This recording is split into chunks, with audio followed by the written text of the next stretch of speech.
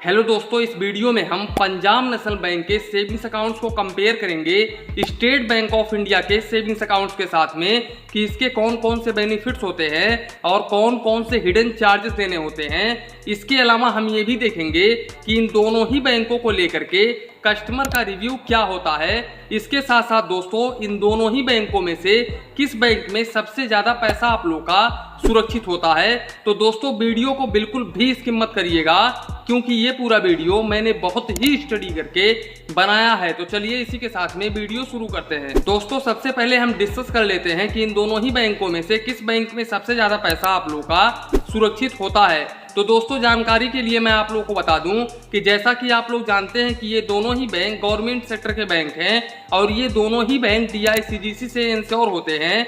DICGC का पूरा नाम है deposit insurance credit guarantee corporation, जो कि RBI की एक सब्सिडी बॉडी है, जिसके अंतर्गत हर बैंक के हर कस्टमर को 5 लाख रुपए तक का इंश्योरेंस बिल्कुल फ्री में प्रोवाइड किया जाता है। दोस्तों, इन दोनों ही बैंकों में से कोई भी एक बैंक कभी भी डूब जाता है तो ऐसे केसेस में आप लोग का 5 लाख रुपए तक का अमाउंट मिल जाएगा। लेकिन दोस्तों, इन दोनों ही बैंकों में से कोई भी एक बैंक कभी भी डूब ही नहीं सकता है, सवाल ही नहीं पैदा होता है, क्योंकि ये दोनों ही बैंक गवर्नमेंट सेक्टर के बैंक हैं। अब दोस्तों चलते हैं इन दोनों ही बैंकों के रेट ऑफ इंटरेस्ट के ऊपर। तो दोस्तों, अगर आप इन दोनों ही बैंकों में से किसी भी एक बैंक में अपना एक सेविंग्स अकाउंट ओपन करवाते हो तो ऐसे केसेस में यहाँ पर ये दोनों ही बैंक आप लोग को 2.70% का rate of interest savings accounts के ऊपर ऑफर करते हैं। अब इसके अलावा दोस्तों, अगर हम FD की बात करें तो यहाँ पर अगर आप पंजाब नेशनल बैंक में 1 ईयर का FD ओपन करवाते हैं तो ऐसे केसेस में पंजाब नेशनल बैंक आप लोग को 6.75% पर एनम का रेट ऑफ इंटरेस्ट ऑफर करता है। और अगर आप सीनियर सिटीजन के कैटेगरी में आते हैं तो ऐसे केसेस में पंजाब नेशनल बैंक आप लोग को 7.25% पर एनम का रेट ऑफ इंटरेस्ट ऑफर करता है। जबकि अगर हम स्टेट बैंक ऑफ इंडिया की बात करें तो स्टेट बैंक ऑफ इंडिया आप लोगों को FD के ऊपर आप लोगों को 6.80% पर एनम का रेट ऑफ इंटरेस्ट ऑफर करता है। और अगर आप सीनियर सिटीजन के कैटेगरी में आते हैं तब ऐसे केसेस में स्टेट बैंक ऑफ इंडिया आप लोगों को 7.30% का रेट ऑफ इंटरेस्ट ऑफर करता है। अब दोस्तों चलते हैं हम इन दोनों ही बैंकों के मिनिमम बैलेंस के ऊपर। तो दोस्तों, अगर आप पंजाब नेशनल बैंक में अपना एक सेविंग्स अकाउंट ओपन करवाते हो तो यहाँ पर पंजाब नेशनल बैंक में आप लोगों को रूरल में 500 रुपये, सेमी अर्बन में 1000 रुपीज़, वहीं पर अर्बन और मेट्रो सिटीज में 2000 रुपीज़ मेंटेन करना होता है। और यहाँ पर आप लोगों को क्वार्टरली यानी कि प्रति 3 महीने में अपना एवरेज बैलेंस मेंटेन करना होता है। और अगर आप इस बैलेंस को मेंटेन नहीं करते हो तो ऐसे केसेस में आप लोगों को 250 रुपये प्लस GST तक चार्जेस देना पड़ सकता है।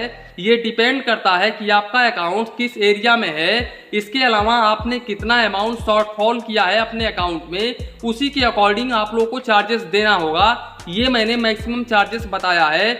जबकि अगर हम स्टेट बैंक ऑफ इंडिया की बात करें तो स्टेट बैंक ऑफ इंडिया में आप लोगों को रूरल में 1000 रुपीज़ और सेमी अर्बन में 2000 रुपीज़, वहीं पर अर्बन और मेट्रो सिटीज में 3000 रुपीज़ मेंटेन करना होता है। और अगर आप इस बैलेंस को मेंटेन नहीं करते हो तो ऐसे केसेस में आप लोगों को एक भी रुपीस चार्जेस नहीं देना होता है। ये आप मान के चल सकते हैं कि ये एक जीरो बैलेंस सेविंग्स अकाउंट की ही तरह है कि यहाँ पर आप लोगों को कोई भी चार्जेस नहीं देना होगा। अगर आप मेंटेन करें तो भी ठीक है, नहीं मेंटेन करें तो भी ठीक है। अब यहाँ पर दोस्तों, ये स्टेट बैंक ऑफ इंडिया का प्लस पॉइंट है कि स्टेट बैंक ऑफ इंडिया अपने कस्टमर से मिनिमम बैलेंस के ऊपर कोई भी चार्जेस नहीं लेता है। अब दोस्तों चलते हैं इनके चेकबुक के ऊपर। तो यहाँ पर पंजाब नेशनल बैंक आप लोगों को अपने सेविंग्स अकाउंट्स के ऊपर 20 पेज का चेकबुक पर फाइनेंशियल ईयर बिल्कुल फ्री में ऑफर करता है। और अगर आप एक्स्ट्रा चेकबुक लेना चाहते हो तो अगर आप डिजिटल मोड से अगर आप एक्स्ट्रा चेकबुक लेते हो तो ऐसे केसेस में आप लोगों को 3 रुपीज़ प्लस GST पर पेज यानी कि पर लीफ का चार्जेस देना होगा। और अगर आप ब्रांच के थ्रू अपना चेकबुक लेते हो तो ऐसे केसेस में आप लोगों को 4 रुपीज़ प्लस GST पर लीफ यानी कि पर पेज का चार्जेस देना होगा। जबकि अगर हम स्टेट बैंक ऑफ इंडिया की बात करें तो स्टेट बैंक ऑफ इंडिया अपने सेविंग्स अकाउंट्स के ऊपर कस्टमर्स को फर्स्ट ईयर यानी कि पहले ईयर में 10 पेज का चेकबुक बिल्कुल फ्री में ऑफर करता है। उसके बाद में आप लोगों को चार्जेस देना होगा। दोस्तों, आज SBI का वेबसाइट अच्छे तरीके से वर्क नहीं कर रहा था, खुल नहीं पा रहा था, जिसकी वजह से मैं यहाँ पर चेकबुक चार्जेस को डिस्कस नहीं कर पाऊंगा। लेकिन ये मान के चलो कि 2 रुपये 4 रुपये का ही फर्क रहेगा यहाँ पर, नहीं तो दोनों का सेम ही है दोस्तों।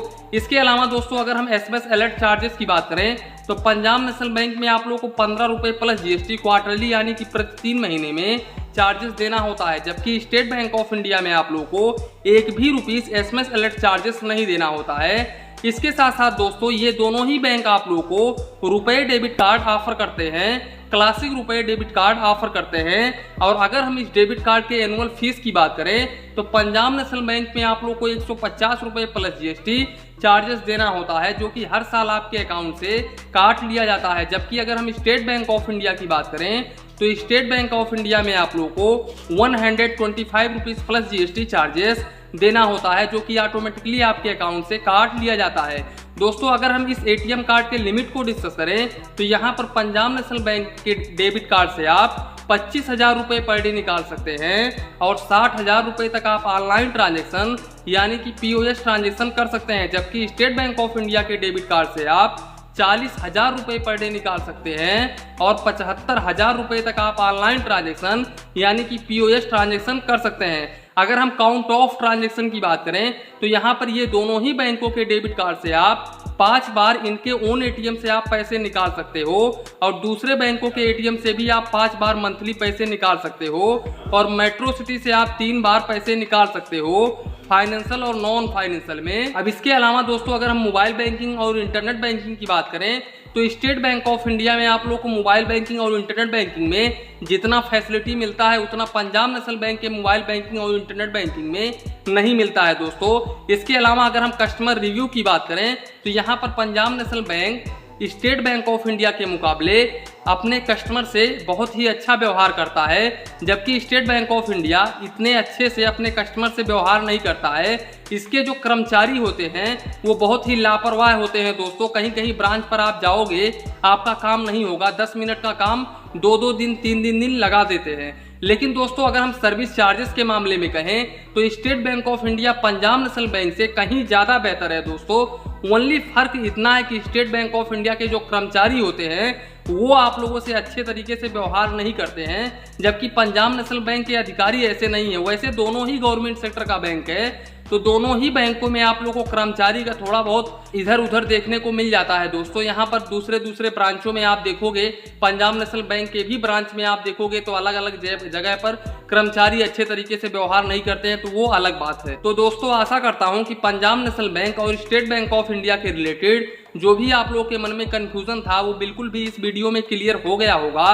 तो इसी के साथ में वीडियो समाप्त करते हैं। वीडियो पसंद आया हो तो प्लीज़ वीडियो को एक लाइक करिए और अपने चैनल फाइनेंस बैंकिंग को सब्सक्राइब करिए। मन में कुछ डाउट हो, कंफ्यूजन हो तो प्लीज़ कमेंट करिए। धन्यवाद, मिलते हैं नेक्स्ट वीडियो।